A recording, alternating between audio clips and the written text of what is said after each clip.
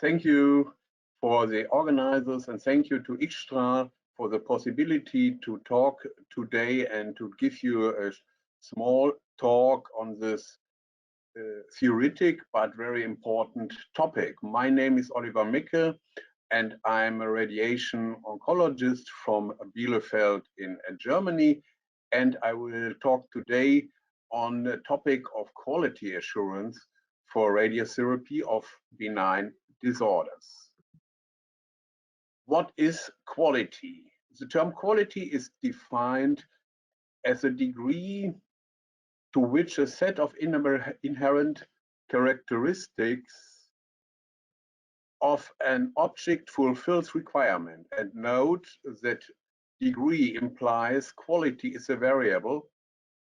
And second, a set of implies quality is not a single characteristic. And inherent is opposed to assigned. And object means anything perceivable and conceivable, and requirement means a need or an expectation that is stated, generally implied or obligatory. So for what now are the pattern of care studies? What is the main topic of my talk? It gives us the impression of the clinical treatment, of the range of the clinical treatment. And the philosophy behind is that a better structure and a better process result in a better outcome. And down here you see a picture of one of the fathers of this ideas, that is Bedian. And pattern of care studies are for the continuous evaluation of quality.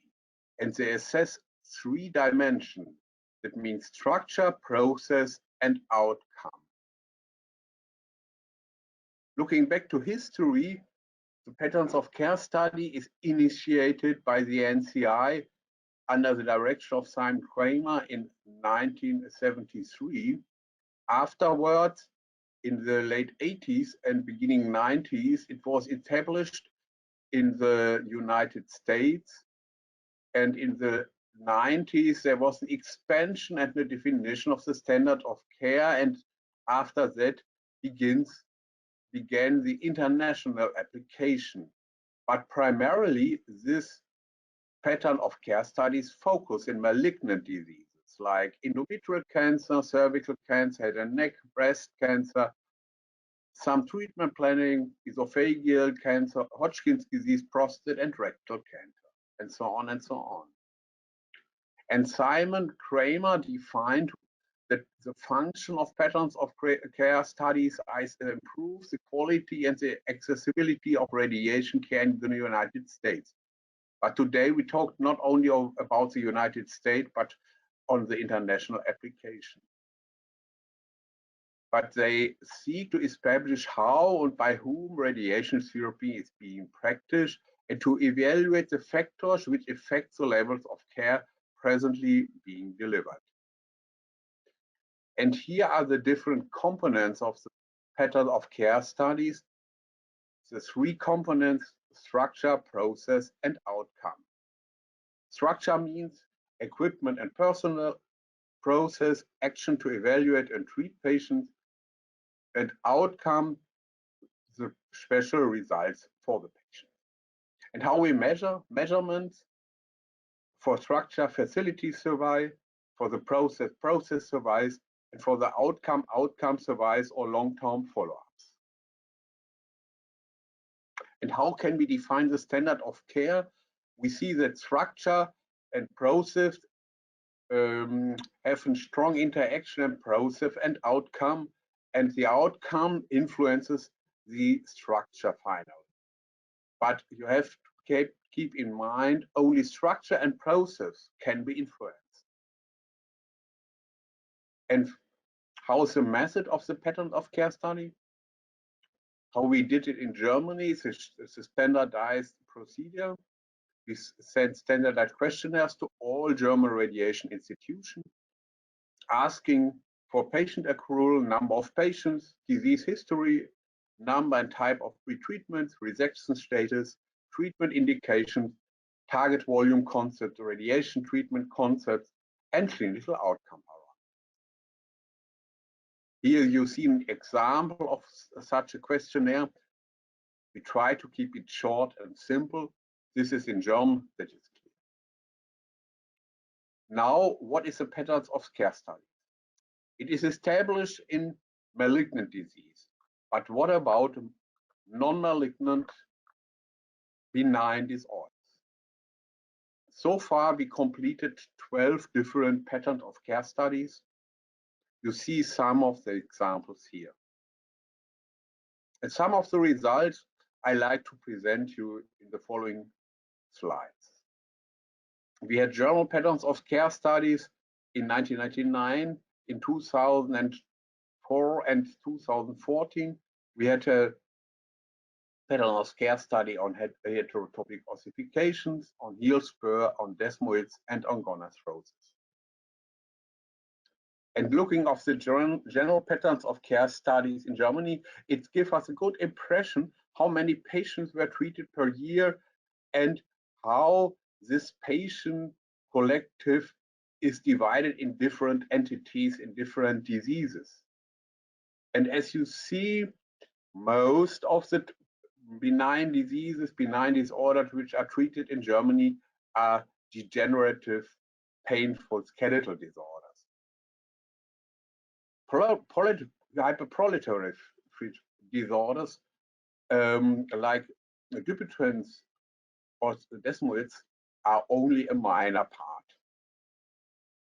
And very interesting is a comparison between different years, and we see in a follow-up of only 5 years, we can see that the number of patients treated has nearly doubled.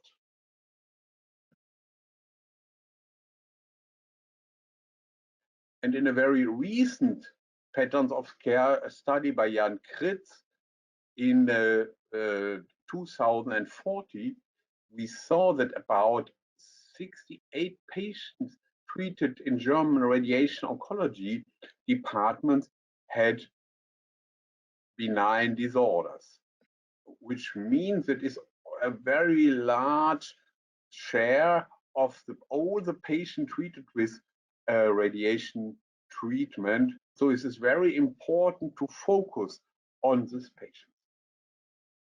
And what we also can do, we can use the patterns of care study to get an impression of the clinical evaluation of the clinical outcome. We see, if you look at the heterotopic ossification, we only had about 10% failure. And if you look at gonarthrosis or heel spur, which are painful disorders, the pain response is between 70 and 80%. And we can see it in a very, very large number of patients. And looking at the aggressive fibromatosis, the desmoids, which is a very rare entity, we can have outcome parameters from more than 300 patients, which is the largest collective published.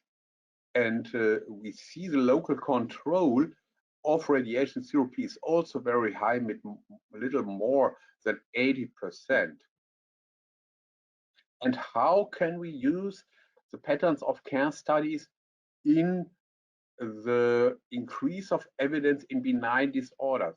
If we look at the normal hierarchy from studies beginning with phase 1 feasibility, phase 2 efficiency, phase 3 studies randomized superiority, and the phase 4, which means the quality assurance. And here can the patterns of care study make two things. That we can define a standard of care, a standard of treatment, and with this standard of treatment, we can skip the phase 2 and go directly to a phase 3, or we can use it in the phase 4 as a quality assurance for the patient's outcome.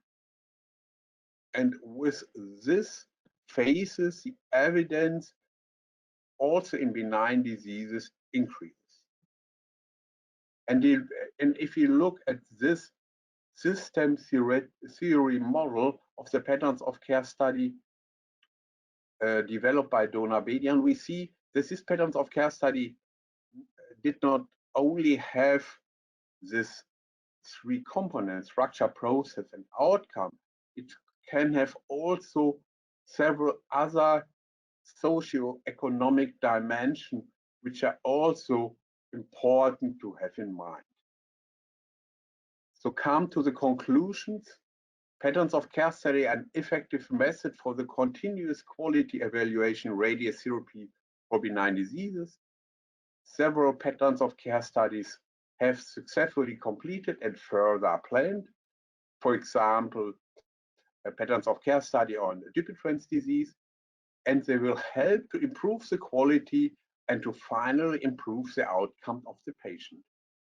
And the closing remarks may also come from Donabedian, who says, ultimately, the secret of quality is love. And with these words, I like to close, and I like to thank you for your attention, and I'm happy about your question. Thank you very much. Thank you, Dr. Micke. We appreciate that presentation. The first question coming in is more around referral patterns. I'm not sure if it would be appropriate for you or another presenter, but regarding the patient referrals in Germany specifically, are the patients usually being referred by hand surgeons or foot surgeons, or are they more self-referred or from their primary care providers? That is a good and interesting question. And in Germany, it's more or less so that most of the patients came by themselves or by their primary physicians, not by specialized surgeons like hand or foot surgeons, because we have some discussion with this group about the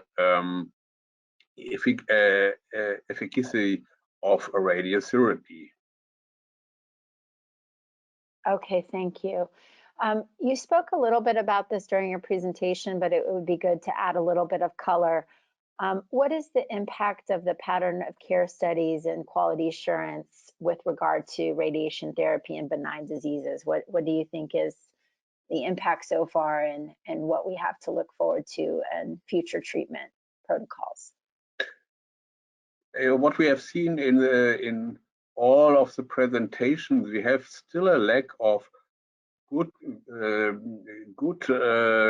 constructed randomized trials. So the overall evidence in most benign diseases is a little bit low, even in Dupuytren's disease, and even more in morbus Lederhose, where the numbers of patients are very low. And to overcome this problem, we can try to collect data from a lot of patients, in particular in more rare diseases like aggressive fibromatosis or morbus Lederhose. And this may help us to provide some type of evidence, clearly not grade 1 or 2 evidence, but maybe evidence of the levels 3 and 4, and that may be even helpful to give us an impression how good is the effect of radiotherapy. Okay, thank you. Final question. Do you have a multidisciplinary team assessing the patients for benign diseases requiring radiotherapy? In our hospital, we have, but that is not the rule. No, we have a team of surgeons, orthopedics, radiotherapy radiologists. That is what should be, what is the best way to do it. But often the radiation oncologist is on its own do the indication. Okay, thank you so much.